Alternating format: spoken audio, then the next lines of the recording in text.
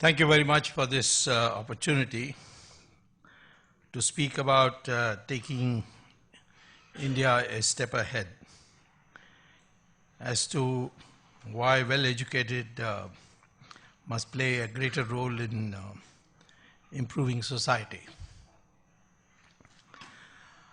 What the country needs today is a new kind of an Indian who has different qualities of behavior from the Indian today. Which are those qualities I would speak about first? You can't take anybody forward unless you inspire them. And you can't inspire them unless you have qualities which he does not have. And he thinks that these qualities is something that you should have, and he didn't know about it before. Sometimes I call this as the new mindset. Mindset is very important. Being a strong person physically or in a strong position is not sufficient to do what you have to do unless the mind is a liberated mind. Now, for example, take the question of strength. In a circus, there will be a cage, big cage, and 5-6 lions will be allowed into it. One thin ringmaster will walk in, and he'll close the door behind him, and then he'll order the lions to climb up the bench, which they will. Then he will order them to open their mouth, which they will, and he will put his head in the mouth of each of these lions, and the crowd will clap at this great act of bravery. Question is, why these lions don't bite his head off? Why don't they maul him when they have so much strength? Because the circus brings up that lion when it was a pup to prepare his mind to obey. And by the time he becomes big and well-fed and strong, his mind doesn't know that he has this strength. And that is why he obeys. Now, I've always, when people used to ask me this question, that why does Manmohan Singh not stand up to Sonia Gandhi?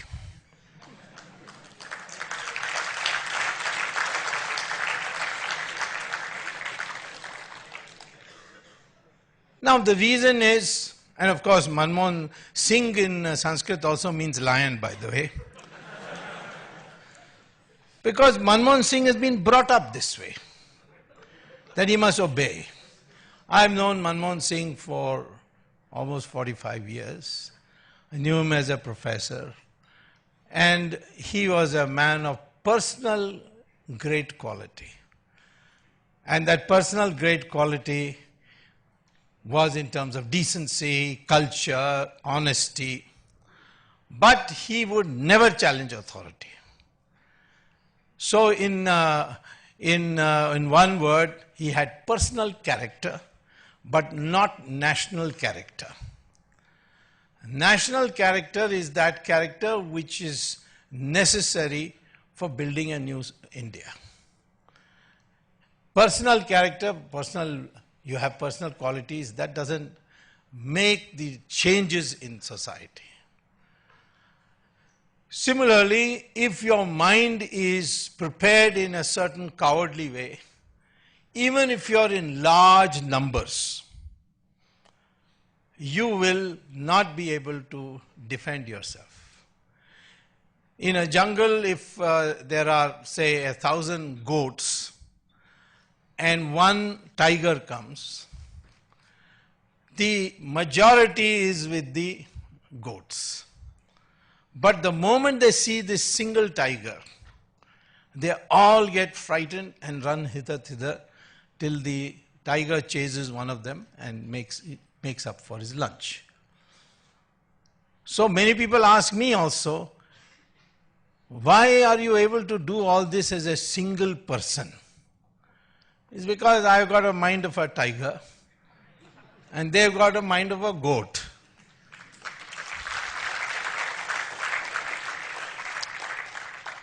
So when you want to take this country forward, first you learn to improve yourself. First you learn to be something of great value. We have had in our society such individuals. Take Rana Pratap.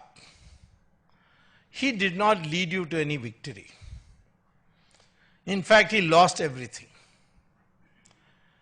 And in the end, he had to hide in a forest, and for food, he took grass, dried it, made it into paste and made chapati out of grass, which has a lot of protein, and lived on it.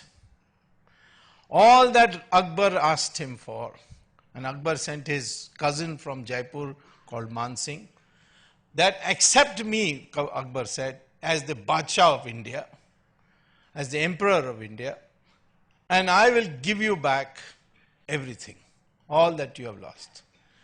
And his cousin argued this, see how well I am living. But he didn't agree. He said, no, I will not accept him as the Emperor of India. Then his cousin said, you're going to spend all your life eating chapatis made out of grass. What are you going to get out of it? He says, what I'll get out of it is future generations, mothers will name their sons after Rana Pratap, but on your name they will spit. That is enough for me. This is what he said. And our society, our culture worships such people almost equal to victors. Shivaji was a victor, but his status is the same as Rana Pratap. And Shivaji himself used to say, I am descended from Rana Pratap. And you'll see many other such examples. Rani Jhansi, she didn't lead you to victory. A great heroine. In your Karnataka, there was Rani Chennamma. Subhash Chandra Bose, he didn't lead you to victory. But he is considered almost on par with Mahatma Gandhi. So our society originally was this way. And that is why we became such a prosperous country with tremendous intellectual attainments that people used to, from all the world, used to come to India and learn from India. The Chinese travelers came, then the Europeans came. In the beginning, all of them were completely agog with India. India spread its ideas to the whole of Southeast Asia without conquering anybody. It was purely by preaching. So, therefore, I would say that the first thing you need to do is to develop a mindset. And the mindset requires certain dimensions, which I will explain to you just now. Now, in our first quality you have to have is when you work towards a goal and you don't achieve that goal, if you feel depressed about it, then you have not a developed mind. If your mind is, I will work towards this goal, if I don't achieve it, I will try again. This was the quality of many people. Some we like, some we don't like. Muhammad Ghori came maybe 16 times, 15 times, I don't know, but number of times. Each time defeated by Prithviraj Chauhan. But Indian tradition was, if you apologize, you forgive him and send him. And so Prithviraj Chauhan sent him back each time. He kept coming till he came to learn that Indians will never fight, go to battle before sunrise. And from 3 a.m. to 5 a.m. or 6 a.m., they will have a bath, they will do all the ablutions, etc. So the 16th time or the 15th time, whatever time it was, he attacked in Prithviraj Chauhan at 3 a.m. and caught everybody in the bathroom. And therefore he was successful. Of course, he got assistance from Jai Chand, the father-in-law. And Jai Chand wanted to take revenge against his son-in-law, helped Muhammad Ghori. And then Ghori killed Jai Chand, severed his head and had it displayed. But see the mindset there. He wanted to take revenge. He was successful in taking revenge because Ghori defeated his son-in-law. But in the process, he opened the doors of India to Islam. Look at the mindset of Godse. He killed Mahatma Gandhi because he was anti-Hindu. But who did he empower in the process? Jawaharlal Nehru, the biggest secularist or pseudo-secularist, whatever you want to call it, who completely retarded the process of Hindu Renaissance in our country. Hindu Renaissance doesn't mean that it is against Muslims. We have certain minus points in us which has been accumulated over centuries. We want to get rid of it. We want all Hindus to think of themselves as one. And incidentally, science supports that. According to DNA studies, all Hindus around the country, whether they are Brahmins, scheduled castes, anything, whether they are North Indian, South Indian, they have the same DNA. You can read the Journal of Genetics published by the University of Cambridge or the University of Texas, Houston, or Mysore University. They all have done studies on this, and the DNA shows that we are all the same. Yet, the British, who understood that this was a dangerous idea, developed this concept of Aryans and Dravidians. There is no such word as Aryan in our scriptures. There is the word Arya. Arya means gentleman only, civilized person. The word Dravidian was actually invented by Shankaracharya as a sandhi of two words, Thra and Vid, which means Thra means three and coastlines. The Bay of Bengal coastline, the Arabian Sea coastline, and the Indian Ocean coastline. Where the three joined together, that whole portion is called Dravid, which became Dravid. But the British converted that into two races. Dravidians were first ruling India, then Aryans came from the Khyber Pass, conquered them, drove them to the south. And they started a whole movement called Dravida Karagam. It means Dravid organization, which said we are a different people. And they decided to do everything different from what the so-called Aryans of the north were doing. We celebrated the Ram Leela because Rama went from Ayodhya and killed Ravan, and Karunanidhi decided to celebrate Ravan Leela. He said he is our God. I did some research on Ravan and found that Ravan was born in a village called Bisrak in Noida near Delhi. Then how did he end up in Sri Lanka? He went to Mansarovar and there he did tapas in the name of Lord Shiva. Shiva then gave him a boon. With that boon he said, which shall I conquer? And he said his cousin Guber had beautifully developed Sri Lanka. So he went to Sri Lanka, captured it and became its king. So for long years, Mr. Karunanidhi was celebrating Ram Leela till I convinced him with documents that Ravan was actually a North Indian and that too a Brahmin.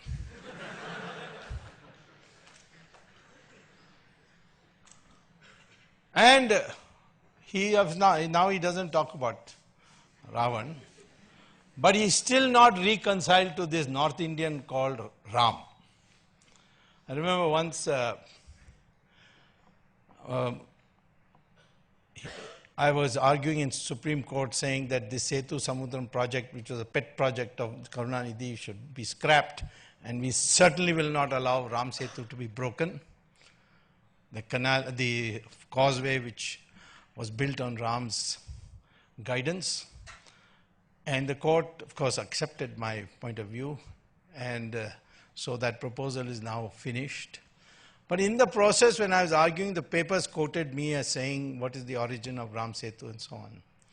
So Karunanidhi got upset, and he said that who's Swami to call this Ram Setu? It used to be called as Adam's Bridge. Was Ram an engineer? Which engineering college did he go to? Next day he fell ill.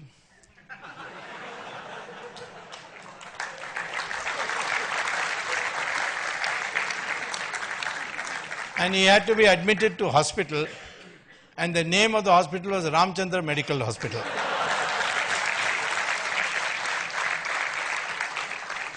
So I wrote him a letter that thank God that Rama has got an MBBS at least. Now, if this mindset is there, how can you improve the people of India? We are witnessing that same mentality, you see, in today's developments on the corruption case, where you have mobs coming from Tamil Nadu surrounding the court as if the judge will change his decision because there are all these fierce mobs. I am therefore telling you that when you say take a citizen one step forward, you must know what you are going to tell him to do. After all, first and foremost is every Indian must feel as one. I will start with the Hindus first, and by Hindus I include all those religions born out of Hinduism in this country. They are separate religions. Sikhism is a separate religion, so is Jainism and Buddhism. But they were created by Hindus, and they took another religion. And the core ideas are the same. And some of their gurus fought for us. For instance, today there would not be this kind of Hindu population had not Guru Tegh Bahadur refused to submit to Aurangzeb. And what hell he went through. He saw his own disciples being sawed into two. And then ultimately his own head was chopped and put in Sisganj. So, I am saying that why are they the same? Because the DNA is the same. DNA is the only guarantee of ethnicity. When people say Sri Lanka has got an ethnic war, no, they are Tamils and Sinhalese. Sinhalese came from Bihar and Orissa, and Tamils came from Kerala and Tamil Nadu. So we are the same people, and I tested this once. I've told this in many, many meetings. When Raj Thackeray was saying that Bihari taxi, UP taxiwalas are taking the jobs of us Marathis and was smashing taxis. That time I asked a friend of mine, you are known to Raj Thackeray, can you get me a sample of his hair? Because you can test DNA through your hair or your skin or blood. So he said, yeah, I go to the same hairdresser as him. So I'll bring you. So one day he brought me a bottle of his hair. Then I paid 100 rupees to a taxiwala and said, can I take a sample of your hair? He thought it was a little nuts, but for 100 rupees he was willing to do it. And I sent it to a Hyderabad laboratory, microbiology laboratory, and the results came out that both the DNA of Thackeray and the taxi driver was the same. And I announced that in the public meeting that Thackeray also came from UP.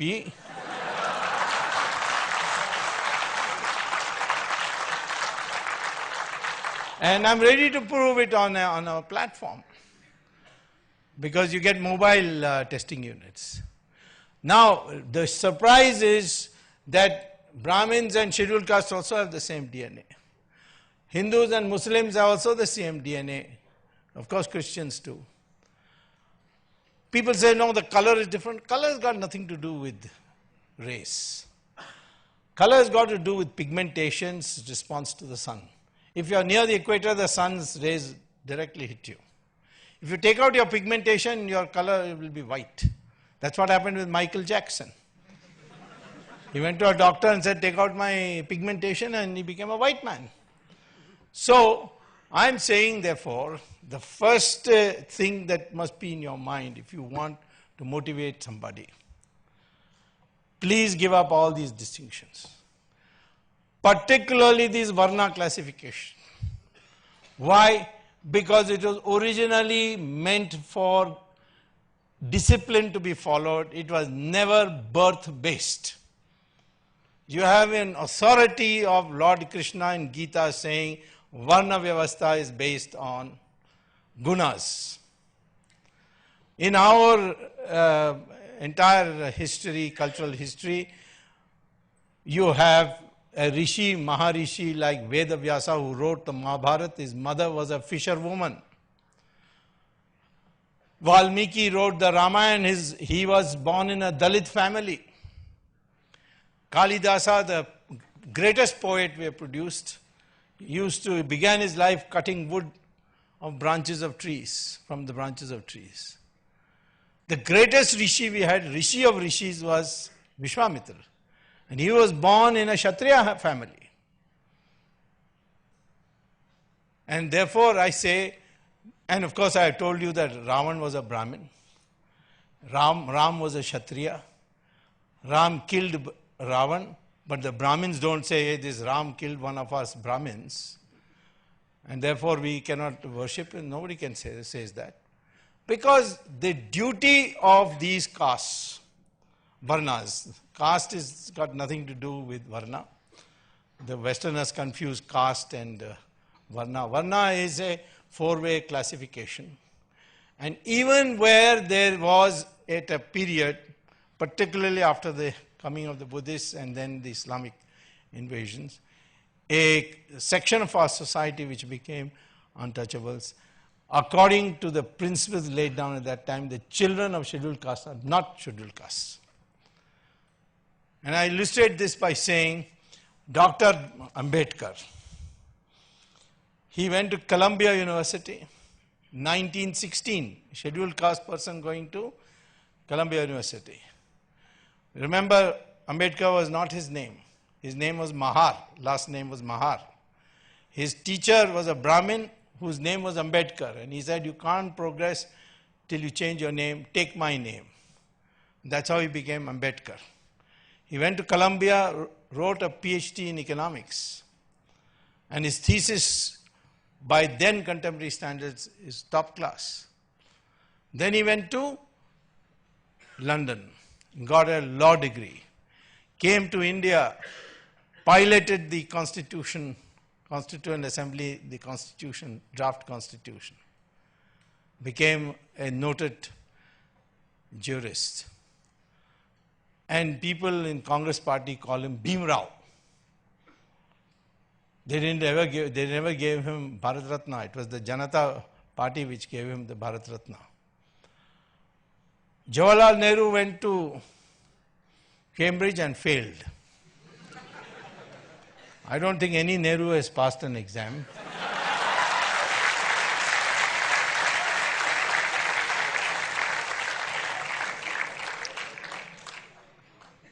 And in those days, they used to have for people coming from colonies a special degree called Gentleman Pass. So Jawaharlal Nehru got that. He came back to India and congressmen started calling him Pandit Ji. A man who failed the exam, Pandit Ji. The man who has a PhD, Bhim Rao. It is Ambedkar who could be called Pandit Ji by the old standards. So I would like, first of all, before you think in terms of improving society, improve yourself. Who are you? What is your identity? The identity is that of an Indian. Indian is an English word. It is a garbalized version of Hindu. It became Indian through the process, through the Greeks and then the British. The Chinese still call us Hindu. The Arabs who receive our people for Hajj, they call our people as Hind. And in Urdu papers, we call India as Hindustan. Iqbal wrote this famous song, Sare Jahan Se Acha Hindustan Hamara. He used the word Hindustan. Bharat is a republic. Hindustan is an identity. Though all those people connected with this geographical mass, they are called Hindustanis. And people get angry, but privately they don't, but publicly they do. When I tell Muslims that you are also Hindustani because your ancestors are Hindus. He said, how do you know? I said, DNA. If you want, I can prove it. But then I said, Farooq Abdullah told me, yes, I in fact come from a Saraswat Brahmin family. So I told him, why don't you say publicly this? He said, are you mad? The mullah will kill me. This separateness that is being created. So the first task you can take, small task, is make everyone feel that you belong to this soil of this great country and you are the inheritor of this culture. And the second step you can take is, in my opinion, advocate a common Indian language. That doesn't mean you don't learn English. English is an international language, not because of Britain, but because America adopted English and became a developed country, so the whole world is using English.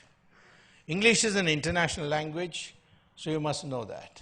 Your mother tongue, you must know. If it's Kannada, Tamil, or whatever. And a third language, with the time being, can be Hindi. But its vocabulary should become more and more from Sanskrit. Why? Because Sanskrit words are there in every language of India. Again, I had a big fight with Karunanidhi on this issue. He says Sanskrit is a foreign language. Original Indian language is Tamil. And I am a Tamilian and you are Brahmin, you are not an Indian. That's what he told me. Then I said, please explain to me then why your name is Karunanidhi. That is two Sanskrit words. What is the Tamil word for it? So he says, no, the Sanskrit stole these Tamil words and made it Sanskrit.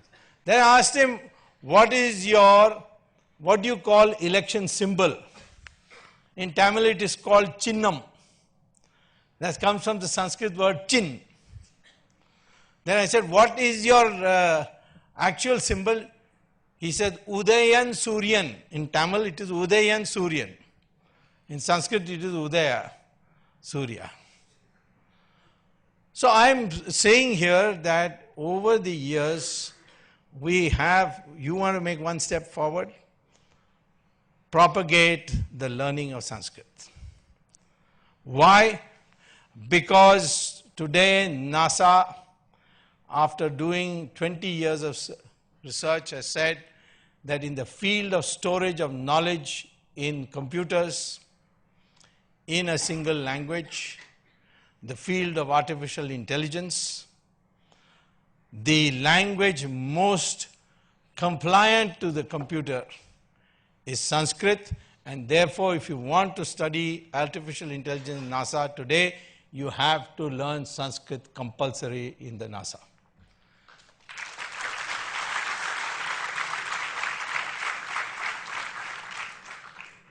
Tamil has 40% words in common with Sanskrit. Kannada has 65%. Malayalam has 80%. Bengali may have a little more. All Indian languages have big amount of Sanskrit. You want to discover scientific terms, you can find it in Sanskrit. So for the time being, Hindi in Sanskritized vocabulary. Over the period, it becomes, slowly, it becomes Sanskrit itself.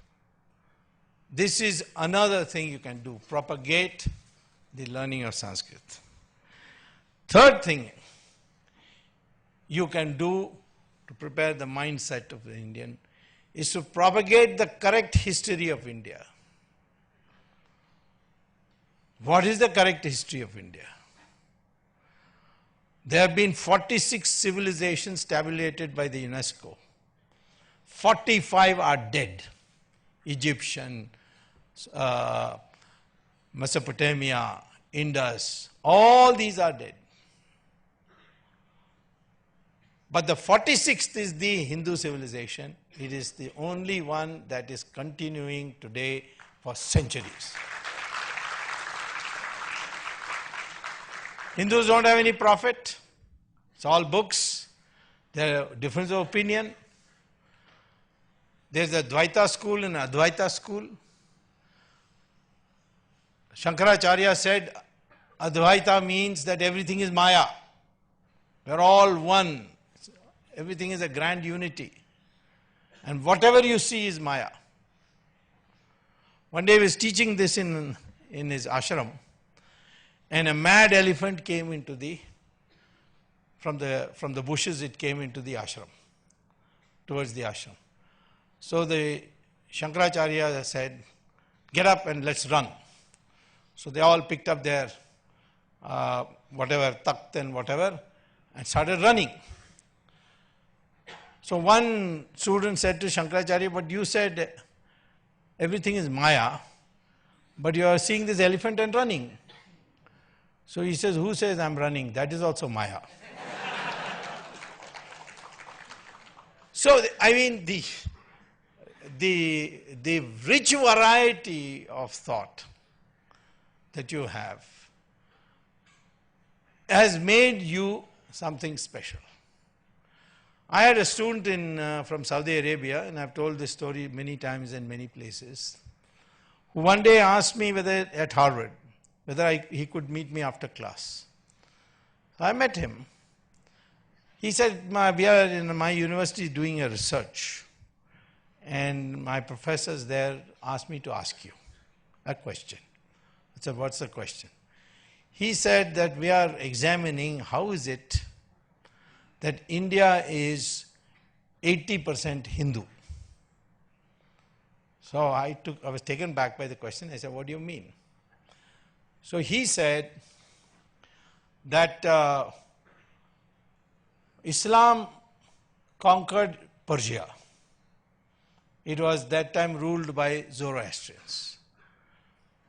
But in 15 years after capturing Persia, we converted Iran, which became the new name, Iran into 100% Muslim.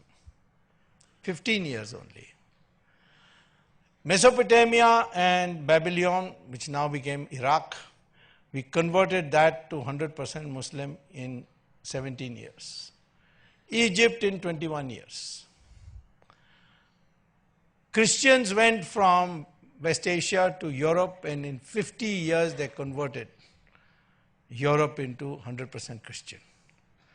But in India, 800 years of Muslim rule, 200 years of Christian rule through the British, and you're still 80%. How did this happen? This is the question we are asking. Because the history is different from what you're being taught. Indians never capitulated. They kept fighting in different pockets. Shivaji fought in one place, Rana Pratap fought in another place, the Vijayanagara Empire. You know how large the Vijayanagara Empire was? Right from Karnataka, and ultimately took in Kerala too, through Tamil Nadu, all the way up to Orissa, the borders of Bengal. It covered more area than the Mughals did, and lasted 300 years. Akbar to Aurangzeb, which is the core of the Muslim rule, it is only 150 years. Yet our history books, there will be a chapter by each Mughal Pacha. But Vijayanagara Empire, one paragraph. In South India there was a civilization called Vijayanagara. Even people living in Bangalore don't know what is Vijayanagara. So I am saying to you, when you don't know your own history, how can you motivate somebody else? So these three things are the first thing I am saying. I am therefore putting to you what next you should do. We, first of all of you, I don't know whether it's true of IIM Bangalore, but IIM Ahmedabad, I went to give a lecture and met the students for dinner. And I asked them, why have you come after all this heavy competitive exams? Without exception, they told me, because once we come to IIM Ahmedabad and get the chap of MBA, we'll get a very good job. So I said, you have not come for learning marketing theory or financial systems or operations research or inventory control. So that's all right, that's for passing exam. But the chap of IIM means guaranteed job. Now it's a very tragic thing, because you can't spend your life just for a job. You want to do something, then you have to think beyond that. And I found this in Indians, even in America. In the classroom, after every class I finished, and the course I finished, I used to ask the students, now that you're graduating and you're going out, what kind of a job are you looking for? Will you go for a job where you take risks and you might become like Rockefeller or Ford or the owner of Microsoft? Or you might fall flat and go be out on the street? Would you touch that kind of job? Or a job where every year your salary increment will be increased by 2%, gratuity, provident fund, and at the age of 60 you will get it all, and you will retire, buy a house and watch television for the rest of your life. The American students used to ask me, what's the probability I'll fall flat on my face and be out on the street before I can answer you? But the Indian, without asking this question, used to say, second job is the best. So I used to say, but that's guaranteed poverty. Why would you want that? And they said, it is guaranteed. That's the important part.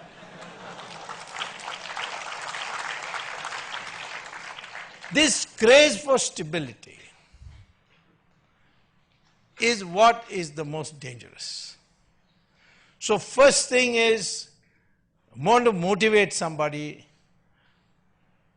teach him, encourage him to take risk. Not wild risk, but risk. You can never tell. But you can take risk only if your mindset becomes different. And there, I don't know about other religions, but I do know that Gita teaches you how to be happy. How to do something without suffering for it. It says that, Bhagavan Krishna says, you have freedom in this life only to take action. You have no claim on the reward of that action. If you do good deeds, I'll keep an account, and somewhere or the other, I will reward you. If you do bad deeds, you will suffer. May not be immediately, but sooner or later you will suffer. This is called the law of karma. Now if you accept that, then you can never be unhappy. Because if you have the satisfaction that I did exactly what I wanted to do, the action I needed to take, I took it. I did my best, I put my best ability for it to achieve this goal, but the goal was out of my hands, but I'm not unhappy because I've done my best. But most of us think in terms of, I am a failure because I'm incompetent, that's why I didn't achieve this goal. I can never tell, for example, that if your goal is not achieved, is that good or bad? I was a professor at IIT, full professor, at a very young age of 28. By Indian standards, that's really young because you could never become professor till 45. I don't know, Baidyanath might be an exception. But generally people become, it's a slow process. But I had already been professor there, so they had to make me professor here. Within 1 year, Mrs. Gandhi took the other Miss Gandhi, not this one. This one also has taken a dislike to me. She also took a dislike to me. I wrote a book against the Soviet economic system. I said you will always grow at 3.5% per year if you have Soviet economic system. Bring in the market system, you will grow at 10%, which as a minister I was able to do. Later on, some 40, 30 years, 25 years later. But at that time, the Soviets had a tremendous influence, so Mrs. Gandhi was agitated. She denounced me in parliament. Everybody took the cue, and one day I was fired at 5 o'clock. At 5:15, I got a letter saying, you're no more professor from 5 o'clock. I went and told the director, how can you dismiss me like this? This is not a dukan that you can send out a chaprasi whenever you like. He said, I got orders from the top, so you go to court. I went to court, but I didn't get immediate relief. For 22 years I fought in court, and I won after 22 years. And the IIT had to return all my back salary for 22 years.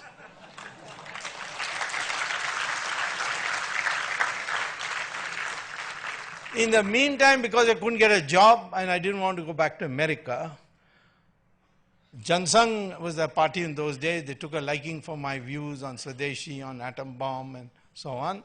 They sent me to Rajya Sabha. And thereafter I came to Lok Sabha when the Janata came.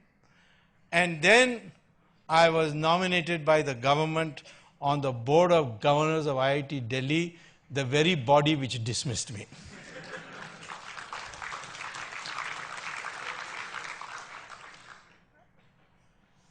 So now,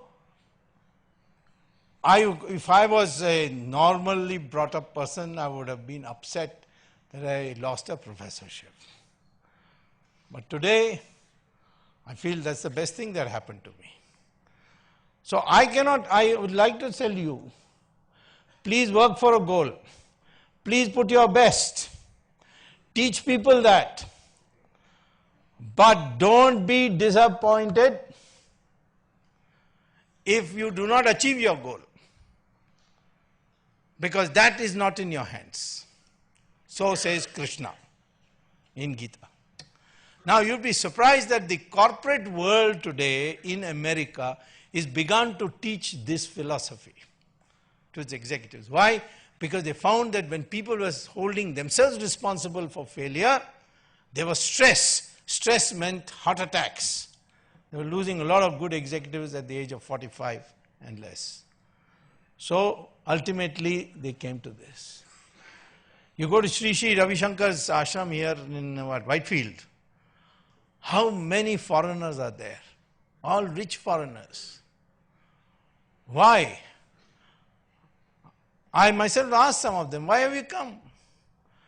They said, well, we made a lot of money, but we are not happy. And what Sri Ravi Shankar says, now we know what happiness is. And what does Sri Ravi Shankar says? That results are not in your hands. And that has made them happy.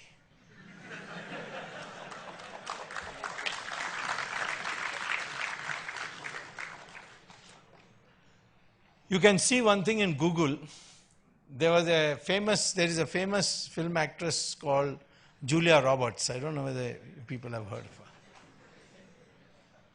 She once came for shooting to Haryana, and then she said, I want to go to a particular ashram. So they took her. There she told the chief sadhu, I won't name him, very well-known person, that I've got all the Oscars I want, I've got all the money I could make, but I'm not happy. And I heard that in India, you teach how to be happy. So he said, well, you'll have to stay here for about 2 weeks. And she stayed, so he taught her pranayam, yoga, mantras, and ultimately the philosophy of our religion. This you can see by going to Google yourself. She left India, went back to America, called a press conference where her husband was standing by and 2 children. She says, I went to India and I finally found out how to be happy. I have told my husband, I've told my children, and all 4 of us today are announcing that henceforth we have given up Christianity and we are Hindus. Now, I'm not saying that you have to become a Hindu to know this. Most of the teachings of Sri Ravi Shankar and all doesn't require that. But she was so overpowered by it. And one simple message. You have freedom of action. Do good action, somewhere you'll be rewarded. Do bad action, somewhere you'll be punished. With this philosophy, you can never be unhappy. Same thing in your class exams. You do your best. Study hard. Don't go to nightclubs. Don't touch alcohol. Don't touch drugs. So these are habits you have to have as a student. If you can do it and then study regularly. Before class, what the teacher is going to teach, pay attention in class, come back and revise what he has taught you. Then you won't have to study for exams. I have passed through all examinations, and on the day of the examination week, I used to be watching cricket. Because I had already prepared. Everything was in my mind because I was doing this on a regular basis. How people don't do any studies, then the last minute they do it. So here again I'm saying this is a question of moderation of your life. Now finally, what is intelligence? What you are learning in IIMs is cognitive intelligence. Recognize how products are differentiated, recognize mean variance in stockbroking, inventory control. These are all cognitive sciences. But you cannot be a person, evolved person, till you not only develop cognitive intelligence, but 6 other intelligences which our rishis knew about it, but now is being taught in American universities of education, in the Department of Education. The second intelligence is emotional intelligence, which means how to present yourself to another person so that he doesn't get repelled by you, he doesn't get annoyed by you, he sees the force of your arguments, you convince him. A whole book is now being written on emotional intelligence. You can get that by going to Amazon. Just put emotional intelligence. You'll get not one but many books. Third thing is social intelligence. And that is to modify your aspirations in such a way that society also prospers. Now, that requires a new outlook. You know, when I tell my friends about my early experience as a graduate student at Harvard, and I've told this to many audiences, and if you are watching my YouTube, you'll see it there also. When I started becoming graduate student at Harvard, my American classmate asked me, "Can I ask you a question about India?" I said, "What?" He said, "Why you Indians followed Mahatma Gandhi?" So I said, "I find that a peculiar question. Why you ask?" He said, "The man was not properly dressed. How can you follow him?" It's true, Mahatma Gandhi only had one langoti here, and his legs were bare, his body was bare, and people were following him. I said, "In your country, you will have to be very well dressed to be a leader." He said, "Absolutely. His tie must be top class, his suit must be well, fitting, his shoes should be shining, and if he does, and he should have a proper shave. All these things, if he doesn't have, then we won't accept him as leader." You can see their leaders, all of them are very well dressed. Then I thought about their spiritual leaders. Pope, satin gown, diamond necklace, ruby necklace, sapphire necklace, his topi is full of jewels. Most of them must have been stolen from India, I suppose.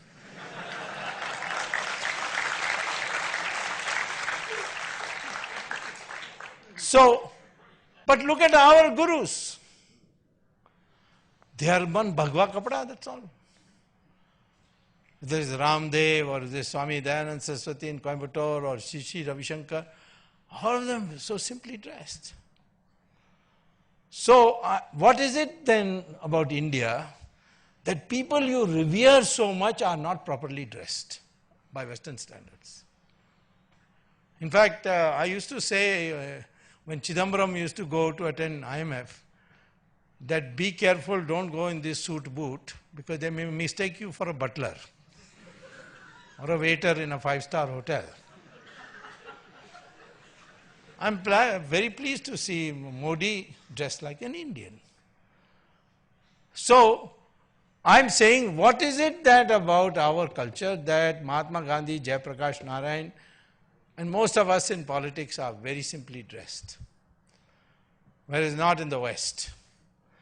What is it about our Dharma, our religion, that these sadhu sannyasi, highly revered, have just a bhagwa cloth around them?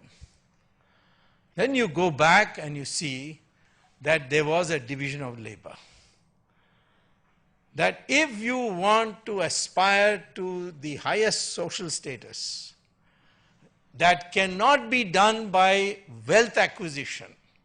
It can be done by sacrifice and knowledge. If you have knowledge and you propagate knowledge and you have sacrifice, then people will revere you and listen to you.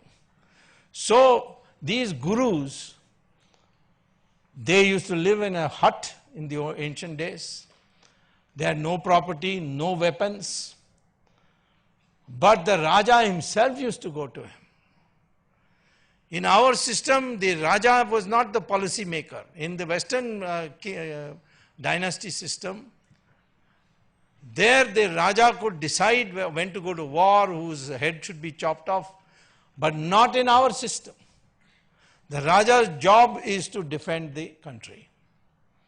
But the policy will be made by those who think. People who made money, nothing wrong with it.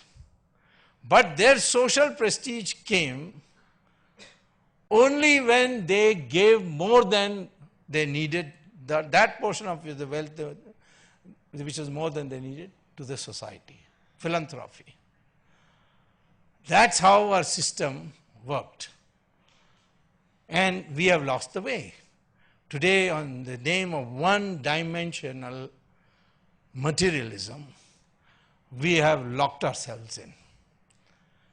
To what? To greed. Greed means corruption. Society will be corrupt if money becomes the deciding factor in structuring the society. Your rank in society depends on how much money you have. Then greed will come. By hook or crook, let me make money. I had this student at IIT, very bright student called Rajat Gupta. He asked me for a recommendation to go to Harvard. I gave him a recommendation. He went to Harvard Business School, became slowly rising to head of McKinsey, then of Goldman Sachs. And one day in jail, today he's in jail, like Ms. Jayalalitha.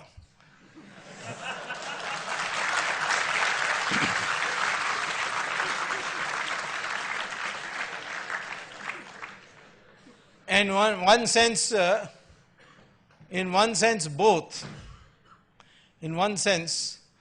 both are in jail because of me. Jayalalitha because of my criminal complaint, which I never gave up. And in case of Rajat Gupta, it was by accident. I had been telling the Americans, ban LTT, ban LTT. They banned LTT. Then the American official asked me, are you happy now? I said, no, because you haven't banned the sister organizations of the LTT.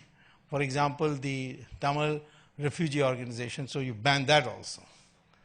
And finally, they must have done their own intelligence analysis and came to the conclusion it should be banned. They banned it. Then they looked at the accounts and they found that this Tamil refugee organization, rehabilitation organization, refugee organization, was getting $1 million from a man called, he was a stockbroker in New York Stock Exchange. Rajaratnam, yeah. And $1 million a year. So normally the American FBI is not allowed to tap stockbrokers' telephones because then they can find out which stocks to buy, which stocks to sell. So they put him on the terror, on the grounds of terror, they put him on a telephone watch. And poor Rajat Gupta came out of a board meeting of Goldman Sachs and said, Goldman Sachs has decided to sell so and so. So Rajanathan immediately told his people, sell off these stocks, and made a cool profit. Got caught. Now, of course, there's a book written by one Indian girl, I forget her name, which is worth reading, where she quotes about how Rajaratnam was my student and how it was my recommendation which got him into Harvard, all that. But she quotes the judge, Manmohan Singh, X, Y, Z, all top people wrote to the judge, please don't convict him. That's a very small thing. So the judge says, I've got all these letters and all the wonderful work Mr. Rajat Gupta has been doing. But a man who has risen to such high status and won the confidence of so many people, for him to commit this crime, all the more reason for me to convict him, and I'll give him the strongest possible sentence. And he gave him 3 years in jail. And why? Because Rajat Gupta was greedy. I asked his relatives in New York, why did he do this? And they said he wanted the maximum number of zeros after one of all Indians. He wanted to be the richest Indian abroad. What is this? This is greed. And therefore he became corrupt. Now, I think therefore, you must understand that if you want to create a new society, work, make money, all that, but up to a point. After that, society. In that, you pick and choose what you can do. If you can give scholarship to one person, that itself is a big thing. If you can donate to a school, big thing. If you can collect all your alumni and start a university, even better thing. There's so many things to be done. We can't rely on the government to do these things. It has to be done by individuals. And then only our society will grow. Our society As that's why our religion has grown despite there being no pope-like figure, no church-like institution, no book like Bible or Quran. And yet this religion has continued for centuries and centuries because it is interlocked by arguments. And that is the greatness of this society. Why we are today a democratic country is because of this tradition built into our cultural ethos and religion. So I am telling you, you got a huge future ahead of you because India is going to grow very fast. It's only a year or two. After that, we'll start growing at 8, 9, 10, and may even go up to 12. You grow at 12% per year for just 2 decades, you're in the American league. You find new innovations like hydrogen fuel cells for automobiles, electric power from thorium, shale oil. All these things, they are all open to you. India will be transformed. But then you must be a new Indian. That is the thing. You know, Japan is a very prosperous country, but the Japanese psyche has completely been dented. It's not considered a power today. I mean, Chinese are not that prosperous, but the mindset with the Chinese demonstrates that is the strength of China. Same thing with the Americans. The inventiveness, the innovativeness, their readiness to accept the other person's argument if he is convinced by it. These are things which have made them a different people. So today, you audience rather, people like you constitute 70% of the Indian population. Or rather 70% of the Indian population below the age of 35. And this is the most research-minded section of our society. And it is this which can transform the Indian situation. We have seen in our society changes which we may not recognize. In the 70s, it was railway reservations was a huge headache, I know it. You couldn't get a ticket without bribing the ticket counterman, the ticket collector, the station master, and you could change your waiting list up and down. Today it is vastly reduced. You can find out your position from a SMS. And corruption has come down very quickly. Therefore, our society is capable of this change. We have seen, be the agent of change, motivate others for change, be risk takers, but that risk should have sanction of those who might be affected by your failure. If you get married, please keep your wife in the picture. Or if the wife is the entrepreneur, she should keep her husband in the picture. So we are a society where both men and women are equal.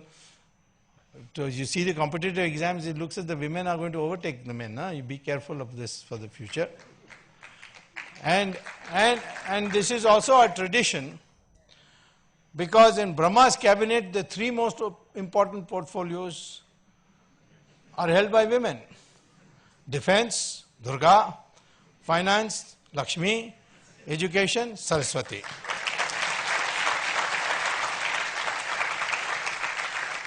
And I searched whether any male god got anything, and I found that information broadcasting was given to Narad Muni. And when the men failed, they went and begged Durga, "We can't defeat these demons, please help us." And that's how Kali came up. So this is the tradition, and what you see today is disgusting, is deplorable, the treatment of women. All of you want to take a step forward, take an oath that you will never accept dowry when you get married. Take that as a oath.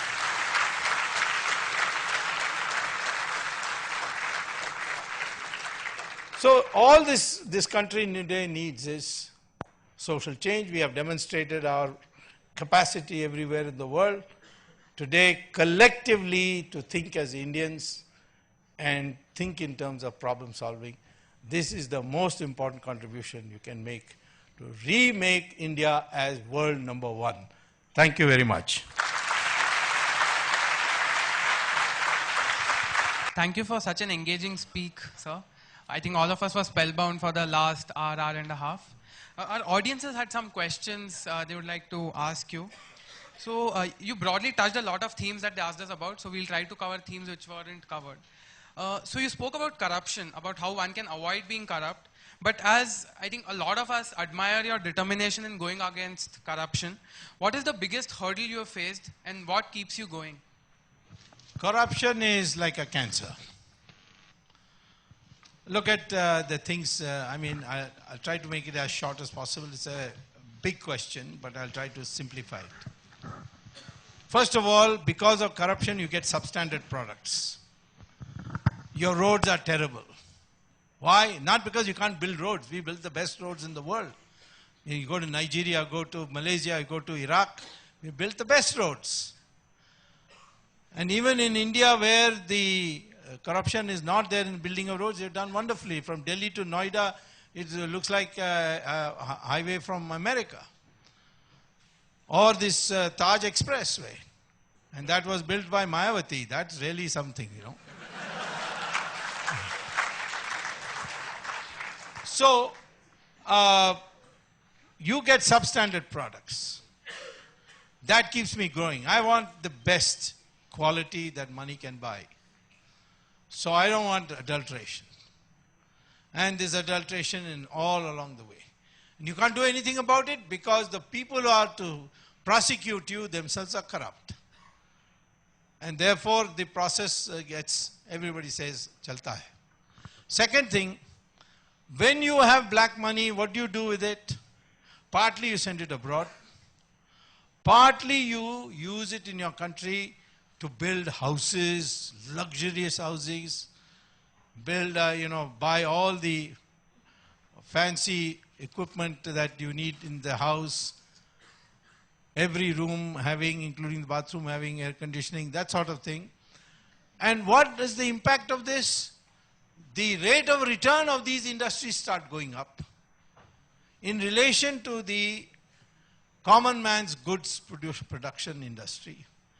And therefore, the investment moves out. Why should the investor thinks, why should I be making common man's goods? I'll make all these luxurious items where I'll get 25% return.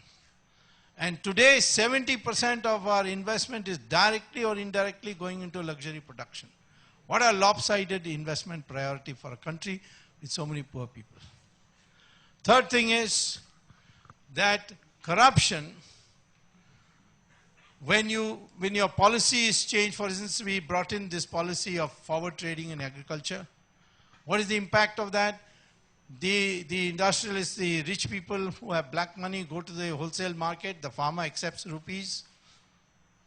And there's no accounting for it because there's no income tax for agricultural incomes.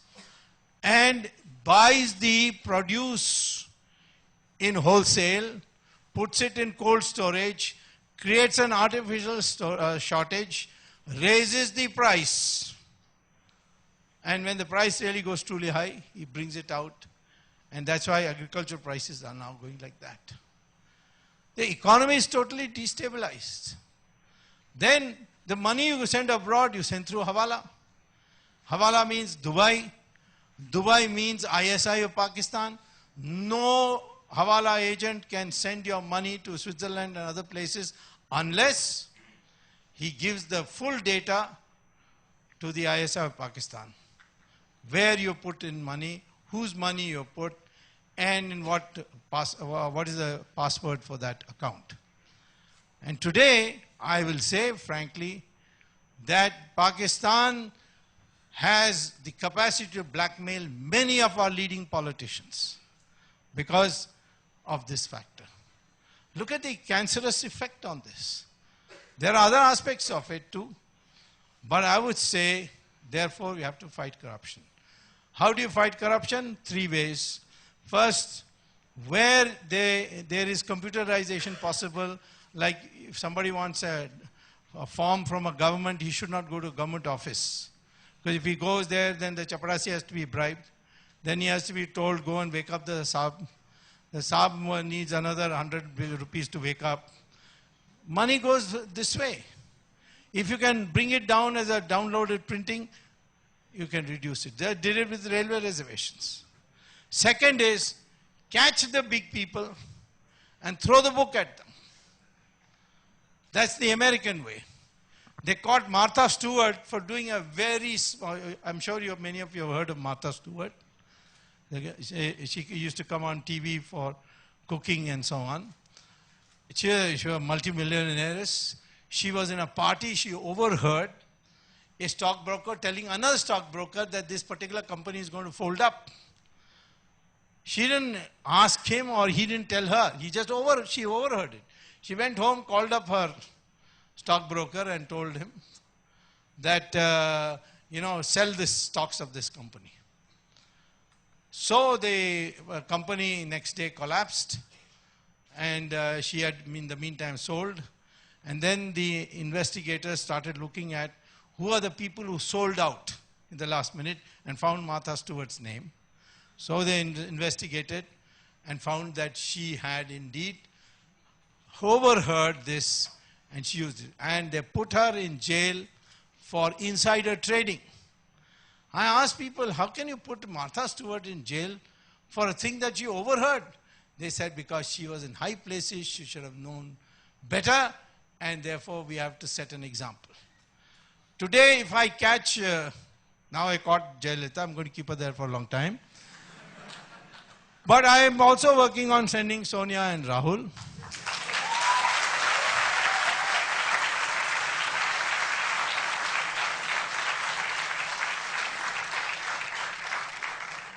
Hopefully by Christmas.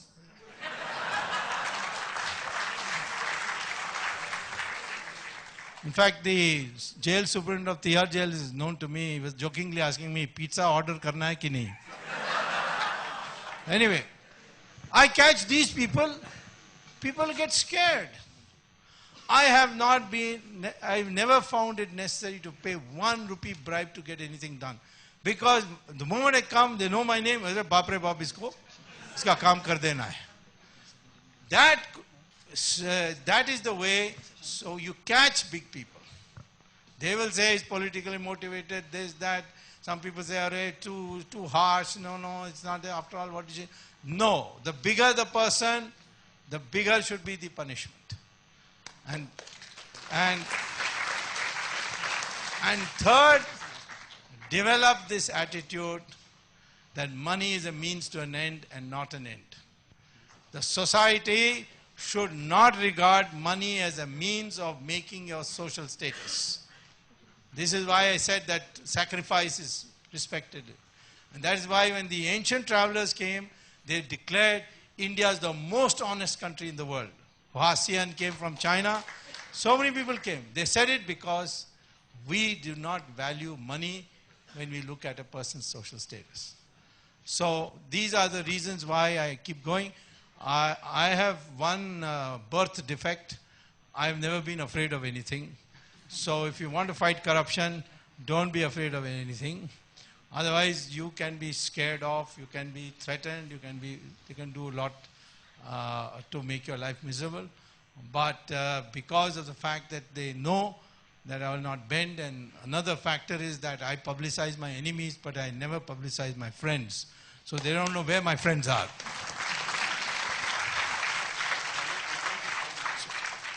Next question. So I think in the interest of time, we'll make this the last question. Yeah, you can send me an email. Sure.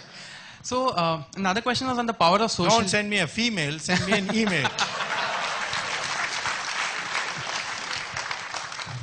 Yeah, so there tends to be a lot of things that go viral, and it's very easy to be perceived as incendiary. So as someone who has a very strong social presence, what do you think about the influence of social media? And part 2 is, how do you moderate social media? It'll moderate itself. You don't attempt at moderating. But I I think that, you see, one of the things I found with social media is that whenever I wanted a document, I would say, I would call them patriotic tweetles. PTs, can you find this? And within less than 6-7 hours, somebody would tweet where the document is. I wanted to know which is the summons sent to Narendra Modi. By the way, that summons is all useless. Huh? I've studied the law once. This mental case called Karti Chidambaram, son of P. Chidambaram. He went into Singapore and filed a defamation case against me. So a summons came.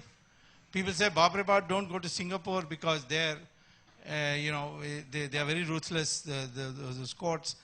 So I looked at the law and found that we have in our Civil Procedure Code a provision where the Indian courts can tell the foreign courts, mind your business, we are staying it, you don't get into this. Where something can be prosecuted in India, the Indian courts have a right to tell the foreign court, mind your business, we are injuncting you from proceeding further, and they have to listen to it. So I have suggested that the Attorney General goes to an Indian court and tells the American court, mind your business, this is a Gujarat affair, we can manage it here, we got courts to do it, and we are injuncting it. So I'm saying, therefore, that I was on what issue? Your social media issue. Therefore, I'm saying that I got a copy of this summons within 3 hours. So I think because educated people are there, it will take a little time. I would certainly say that we should try and use non-abusive language to the extent possible. But there are also people who are put in there to irritate you, develop a thick skin, and block them if necessary, but use as much as possible civilized language. It is the medium of the future. Just like television has put the print media in trouble, social media will put television in trouble, I can tell you. We would like to thank Dr. Swamy for accepting our invitation and telling us how to take each Indian a step ahead. One important takeaway, among others, is to make everyone feel that they belong to the soil of this country and feel they are inheritors of the Indian culture. For us students in particular, we learned how to not be disappointed in life, and we also learned about other intelligences like emotional and social intelligence. Thank you so much, sir. We would like to present to you a small token of our gratitude.